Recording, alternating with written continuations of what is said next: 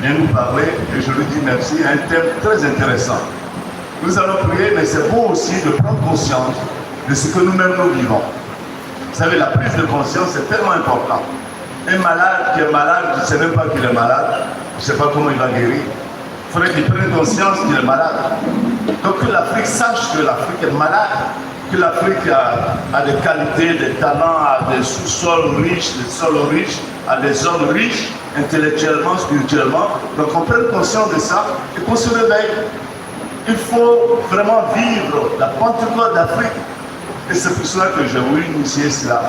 Et je dis un grand merci à Léonce, qui a été comme un canal par lequel ce souffle est passé pour faire venir nos frères de la communauté Tardif, dont la photo se trouve ici avec nous. Et Tardif, nous savons ce qu'il a fait, il a cru en ça.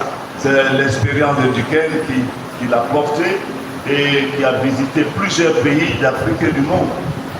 Et que les membres de cette communauté viennent comme pour nous réveiller, nous dire qu'il est temps, grand temps qu'on réveille aussi l'Afrique. Il est temps, grand temps que nous prenions conscience que nous sommes le sel de la terre, la lumière du monde, le sel de l'Afrique, la lumière de l'Afrique, et surtout les leaders, et surtout nous qui essayons de faire prendre conscience aux gens qui dorment. Et nous allons prier dans cette marche du synode, et c'est pour nous une grande joie. Il n'y a pas de hasard. Savoir que c'est un évêque qui va venir prier avec nous tout à l'heure, Monseigneur Ziri, qui est évêque d'Abengourou, mais qui est aussi président au niveau de la conférence épiscopale, chargé de tout ce qui est laïcat, tout ce qui est mouvement d'action catholique. Et c'est une joie pour nous, parce qu'à travers lui, je vois tous les évêques, à travers lui, je vois notre Saint-Père le Pape. Notre Saint-Père le Pape qui a dit priez pour l'Afrique. Et c'est pour ça qu'il y a eu 2 rencontres à Rome, 2 rencontres très importantes du synode sur l'Afrique. Vous connaissez Afrique Mounous, avec notre grand pape qui est parti aujourd'hui au ciel, de l'an 16. Donc il pense à nous, il prie pour nous, mais nous les Africains, qu'est-ce que nous faisons? Me disait un Chinois, me disait, mais en Côte d'Ivoire, et à travers la Côte d'Ivoire, je vois l'Afrique. La Côte d'Ivoire est riche, il y a de l'argent versé partout, avec son accent, l'argent versé partout. Mais les Ivoiriens, là, vous êtes paresseux. Vous ne pouvez même pas vous abaisser pour avancer l'argent, là. Il avait sa petite table, ça fait rire, hein. Mais c'était un langage très fort. Il avait sa petite table, il vendait ses nems, ses nems. Et aujourd'hui, il y a un grand magasin, restaurant, qui emploie les Ivoiriens. Celui qui avait. Et je dis, mais oui. Mais le temps qu'on se réveille, le temps que nous nous réveillons, et se réveiller, c'est vrai, l'Afrique va se réveiller à travers l'économie, à travers l'industrialisation et tout cela, mais d'abord la prière. Aujourd'hui, nous sommes en train de perdre. Vous savez, quand la France, il pleut à Paris, il pleut, les rues d'Abidjan sont mouillées. Comprenez ce que vous dites? Vous êtes des grands intellectuels. Comprenez ce que je dis?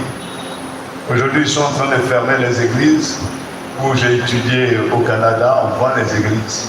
J'étais encore à la télévision, j'ai terminé, hein. J'étais encore à la télévision, je mangeais avec les frères avec qui je vivais dans la communauté.